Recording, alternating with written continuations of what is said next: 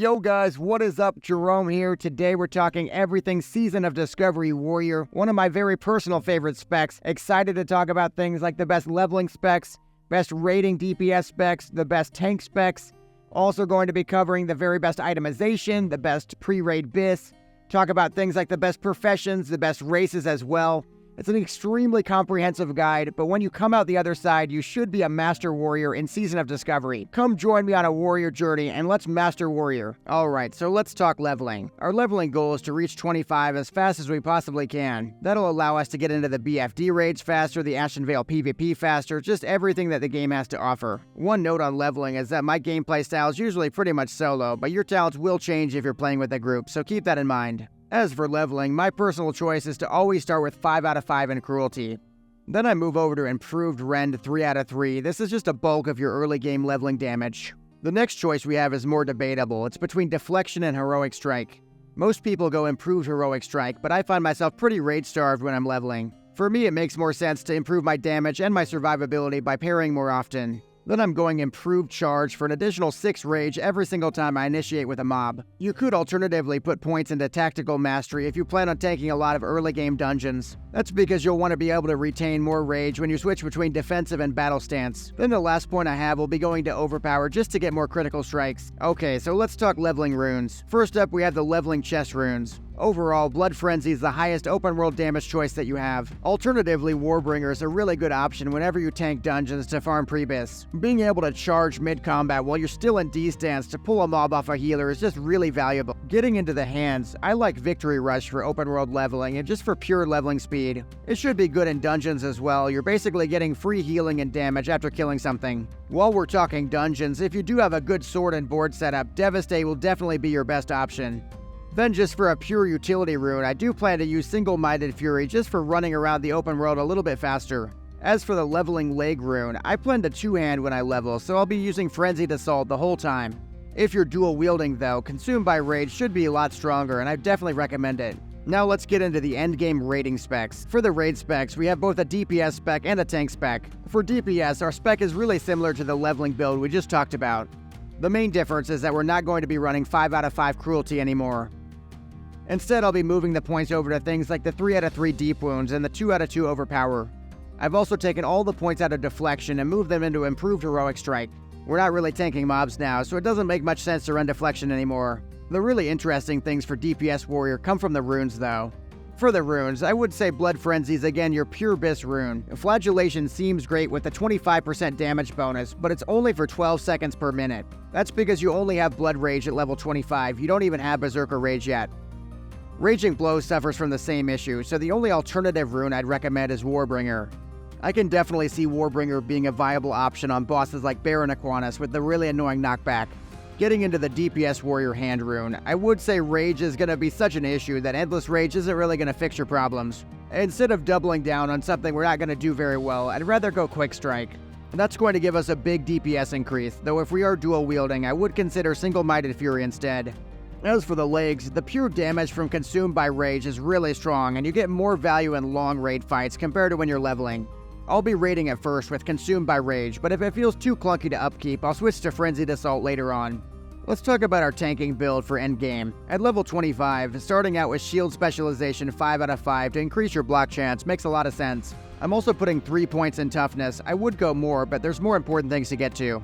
Those things include 2 out of 2 and Improved Blood Rage. That unlocks Last Stand, which is a must-have tank CD. I'm also dumping a point in Improved Shield Block. Then I'm putting the rest of the points in Defiance. Having Defiance increases your threat generation by a lot in D-Stance, which synergizes really well with Devastate. Speaking of Devastate, let's talk about the Warrior runes. Starting off with the chest runes, we have Warbringer. Warbringer is really perfect to fix any of your tanking issues. Again, like we just talked about, Baron Aquanus and other fights like this will be very frustrating with the knockback. Being able to D-Stance charge in the middle of a fight to get even more rage is like having an even better intercept. Some players, like my friend Dooms, are going to be running Flagellation. This is a 25% increased damage for 12 seconds every minute. Getting into the hand rune, we have to go Devastate all the way. It's exactly what prot tanks want for maximizing raid damage and threat as well. Alternatively, if you're not planning to sword and board, maybe you're in Dead Mines, you could just go Endless Rage. As for the legs, all 3 of the runes have really strong viability.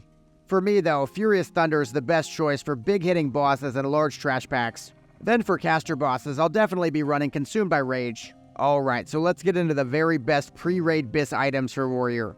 Getting into the helmet, we have the Humbert's Helm as the best possible option. There is a Horde-only equivalent, which is the Brutal Helm, which is exactly the same. Another option you have is the Deep Dive Helmet. It's 15 stamina, which is great. It will require a gnome to craft it for you, but it is the highest stamina warrior option available. Jumping into the necklace, the very best option we have is anything Spectral Necklace, ideally something with some stamina. So my choice would be the Spectral Necklace of the Bear with the 4 stamina and the 4 strength. Just a note on this, these are primarily obtained from fishing, so you'll have to get out there. As for the shoulder, the Enforcer Pauldrons are the best option, but they do require a level 40 elite quest. The way easier shoulders to get are the elite shoulders, which you can get from a variety of vendors, like the Wetlands vendors. As for your cloak, world drops are really the best option here, something like the Phalanx Cloak of Strength. As long as it has a 6 strength roll, you pretty much have the best pre-BiS. Alternatively, the Cape of the Brotherhood is really good from Dead Mines if you can get it. As sort of a last-minute option, if you still don't have a cloak, the Parachute Cloak is really good, but you have to get all the way to 225 engineering. As for your chest, the Shining Silver Breastplate is your true pre-BiS. If you plan on tanking, this could be even upgraded to the true BiS Shifting Silver Breastplate once you get into the BFD raid. That would require you to have blacksmithing though, and you can only have one crafted BFD epic per character though, so DPS could just skip that and go for the Mutant Scale Breastplate instead. That's really convenient to get and has very similar stats. Moving into the Bracer, one of the very best options you have is the crafted blacksmithing bronze bracers. Alternatively, if you want to get one more strength point, you could go for a world drop if you wanted. As for a weapon, it's going to very much depend on whether you're going two-handed or one-handed, or if you're tanking. For two-handed DPS, we definitely want a big smacking weapon like the Smite's Mighty Hammer. Another option you're not going to see on the list is the Crescent Staff, but it's just a fantastic weapon with huge top-end damage and really good stats. Another two-handed option you have is to run some kind of axe like the Brutal Axe of Power, which would be really good if you can get them. If you're planning to dual wield though, I would love to get something like the Cruel Barb from Dead Mines. This would be really one of your best possible options. Another option you have would be to farm Shadowfang. I'm sure all the twinks know about how good this weapon is. It would be insane. If you get lucky with world drops as well, something like the Beasel's Basher would also be fantastic. As for your offhand, something fast like the Meteor Shard would be fantastic. Another choice would be something like the Black Venom Blade from Red Ridge. As for the tank, I would still go with something like the Cruel Barb in my main hand. Then I'd run something like the Commander's Crest, which comes from Shadowfang Keep. That would be a really good option, or something like the Shield of Thorson if you can get it on the auction house. Moving into the gloves, your Warsong Gauntlets are your pre-BiS, but you can only get one quest reward, and the boots make more sense to me. Instead, something like the crafted leatherworking heavy earthen gloves are my vote, which is really convenient. That's because the Void Touch leather gloves are actually the true BiS option for warriors, so already leatherworking is a really good choice. As for the belt, the Cobran's Grasp is a true BiS, or really anything with a 6/6 roll from the world drops would be fantastic. Getting into the legs, the Trip Runner Dungarees are just so much better than everything else, it's ridiculous. And you could go into Nomergon and get these, but personally I'm going to be going for something a lot easier.